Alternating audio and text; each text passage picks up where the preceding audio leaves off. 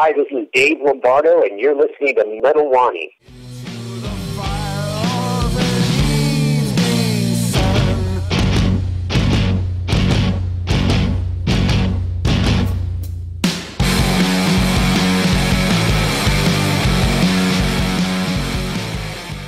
Oh, yeah, man. How are you? I'm doing good. How are you?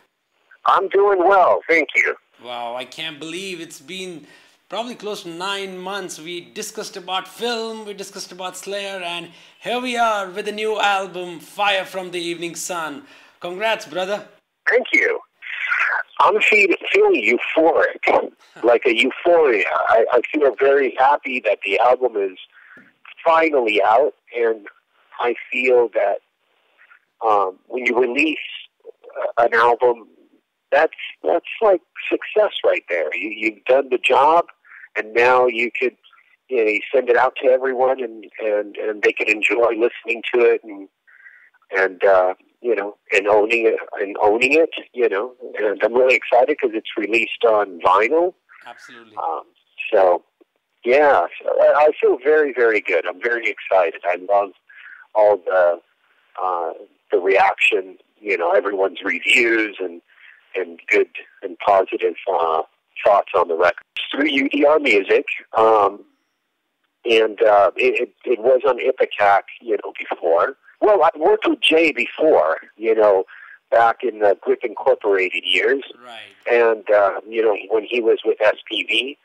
And so when he came down and paid me a visit, in Los Angeles, he was really excited about the record and wanted to talk and negotiate, this album. True. This album is more like a journey. It's like a rhythmic, energetic journey.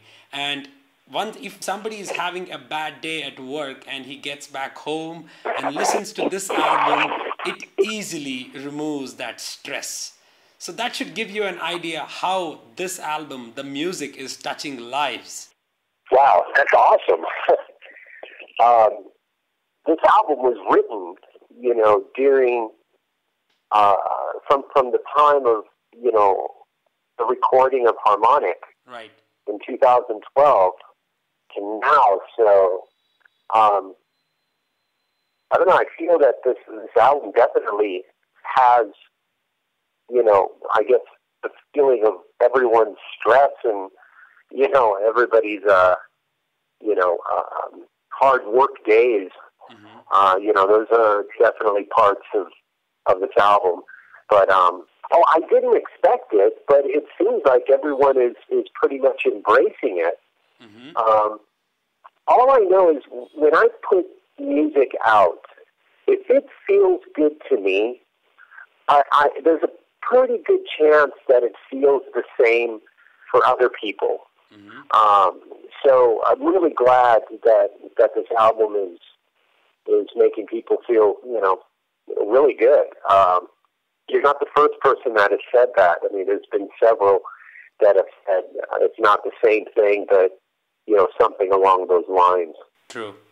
That's really cool. And there's one, a lyric, which is written by Gary, I suppose, at the end of Corner Girl, the last song on this album, and it says, "It really was a thrill." Now that easily sums up the album. Don't you think so? Yeah, that is an interesting line that Jerry put there at the end. Yeah, it is. It pretty much does sum up the album. And then with the song, Corner Girl, that really takes you, makes a left turn, and you just don't know what, you've gotten yourself into. But I think that song, not only the album, as you can tell, but that song shows the quality of musicians I'm working with. Absolutely. We are capable of creating, any genre that we really want. If we want to play, I'm sure, there's some genres that are more difficult than others, but I mean, let's say if we want to do a reggae song, we can do a reggae song. That's true. It's easy for us. So I think that that song is very special, and it's very true. It pretty much sums up the whole album. Absolutely. And what makes it even more interesting is a saxophone solo. Now, how did you guys get an idea of having that solo on the song? Well, Pancho, the bass player in the band, he also sits in for the bass player in the band called Tower of Power. I don't know if you know who that band is, but very, very popular band from the 70s from here in California. And he plays in a band called War, which has a lot of hit songs in the 70s and early 80s. And he knows the horn section, the lead trumpet player in the band Tower of Power. Right. And he said, hey, I could call him up and he could put a solo there. And we all felt that that was a great idea. And sure enough, he calls him up, he shows up, and he does this beautiful solo. Oh, that's cool. Over the music, and it's just, it's captivating. It really, like you said, it sums up the whole album, and it's really good. Absolutely. Now, there's one more thing that's very interesting about, even for harmonic as well, are the song titles. The names are really cool. I mean, like Fanboy and Trains. I mean, these names are really interesting. So I was just wondering, what are some of the subjects and themes, you guys have explored on this album? Well, I think, subjects and themes are something that, Jerry pretty much, he's the one that covers it all. He's the one that creates the lyrics and, the titles. Right. Sometimes we'll come up with a different title, but he's the one that comes up with that. And it's I don't know exactly what these songs are about because they're vague. And you could take things in 2 or 3 different ways, and sometimes there's a line in a song that sounds like he's saying one thing, but then when he tells me, no, I'm saying this, and I'm like, I turn to him and I'm surprised. I was like, what? Really?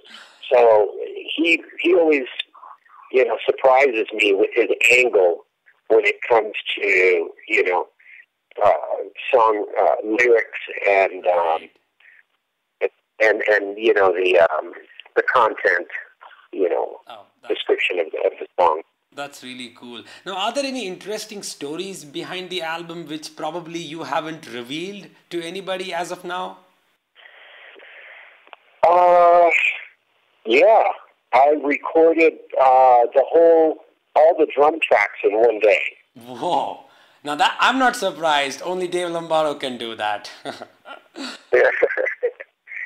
Yeah, I recorded all the drum tracks in one day. So that's something not many people know, and I didn't realize it until later on. Dave, you recorded this whole album in one day, and wow. I'm like, well, we only have one day in the studio, to record drums. So I had to do my homework, and I had to work hard, to make sure that I was well rehearsed and on point when I did the recording. Absolutely. That's really cool. And Dave, you come across various fans. I mean, you have changed lives of people.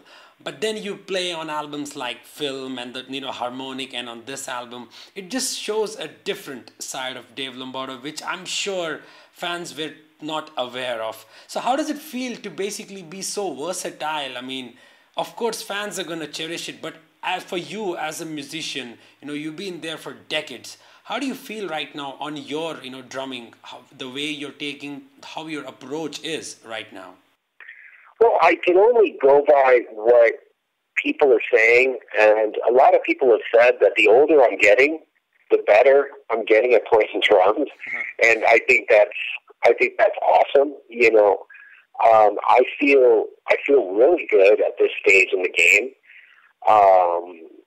I feel more creative than I've ever have.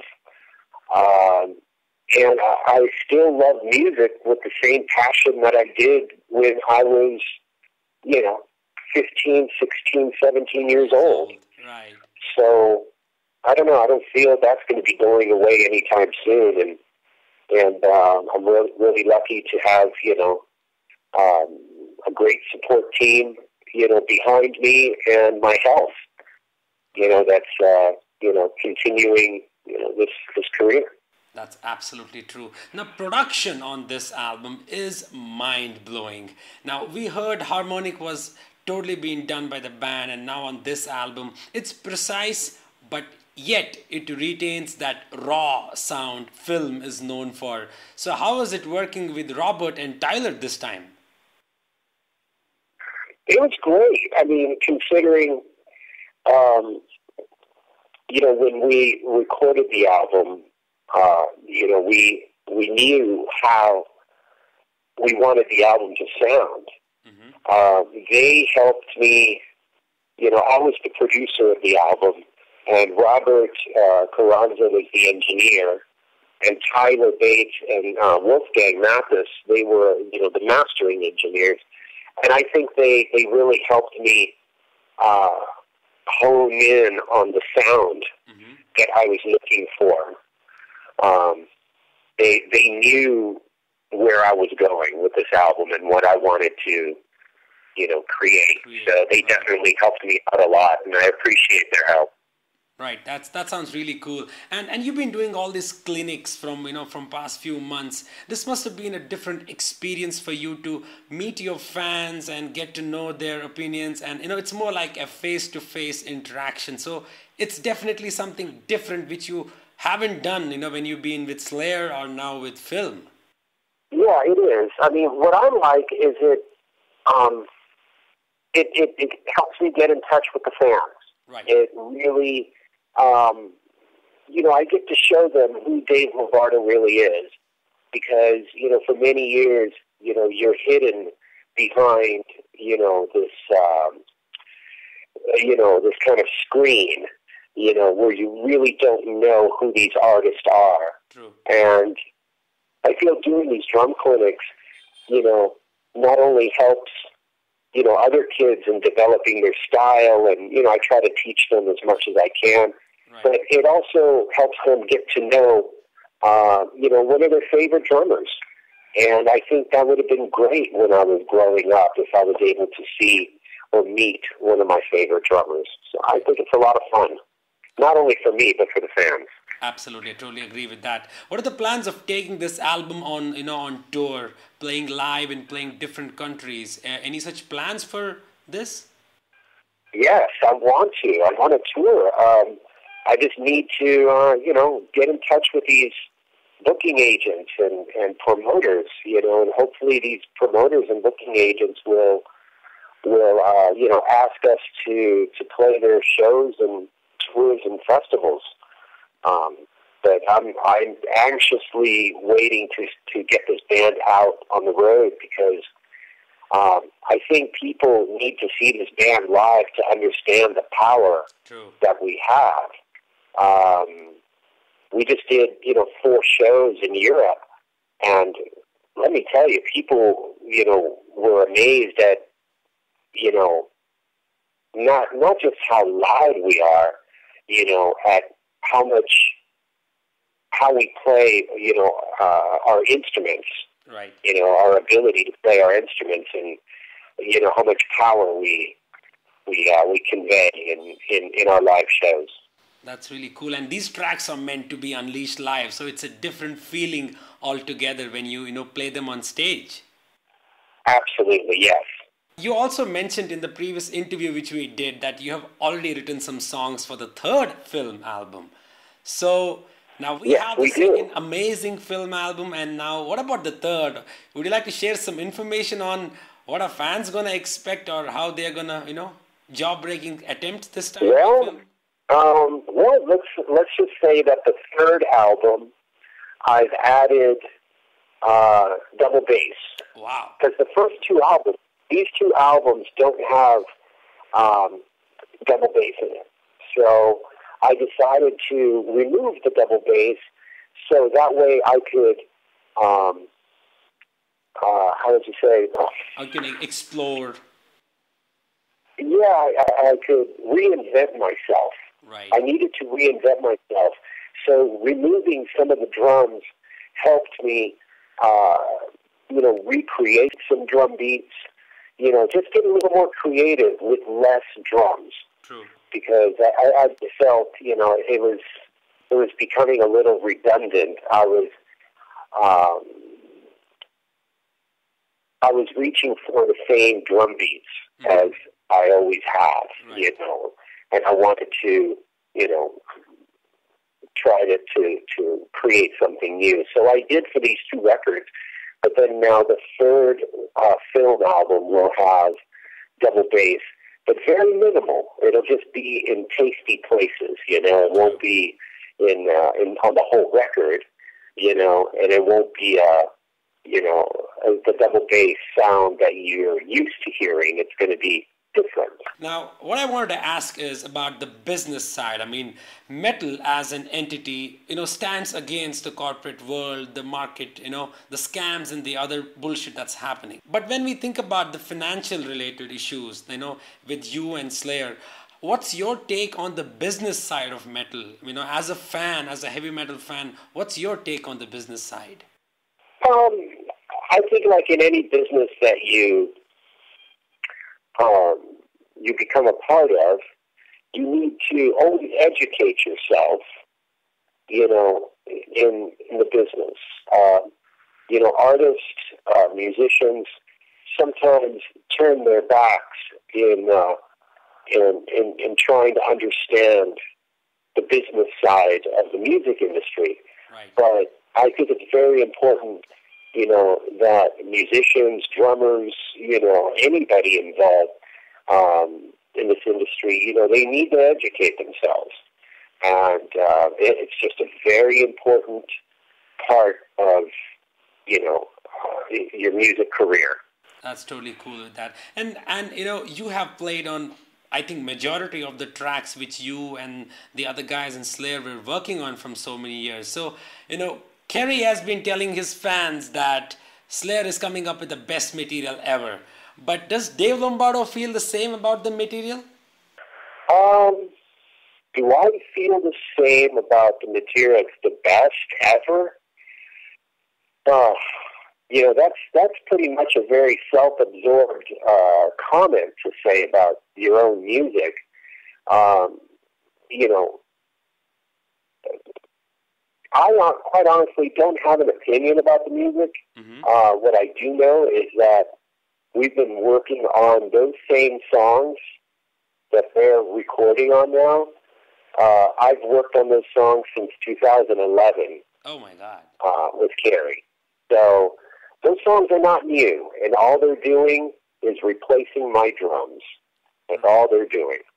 They're replacing my drums with the other drummer is playing. So, I mean, I have all the tracks. I have all the songs. Mm-hmm. It's typical Slayer. If you want to listen to this album, you might as well just pick up the last album. It's nothing new. Coming back to Philm, if I have to ask you to define this album in a sentence, how would Mr. Dave Lombardo do?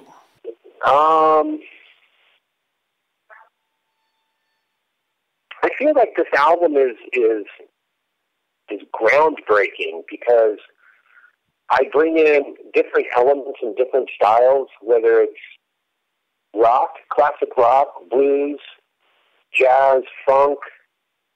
I bring in many different styles and I blend it with the aggression of thrash. Really? So I feel that this album is definitely something groundbreaking, something different, something people could enjoy in a different light, but still have that aggression that everyone loves. That's amazing, Dave. Thank you very much once again for doing this interview. It's always a pleasure and honor of having a chat with you. Thank you very much, man, and hope to talk to you soon.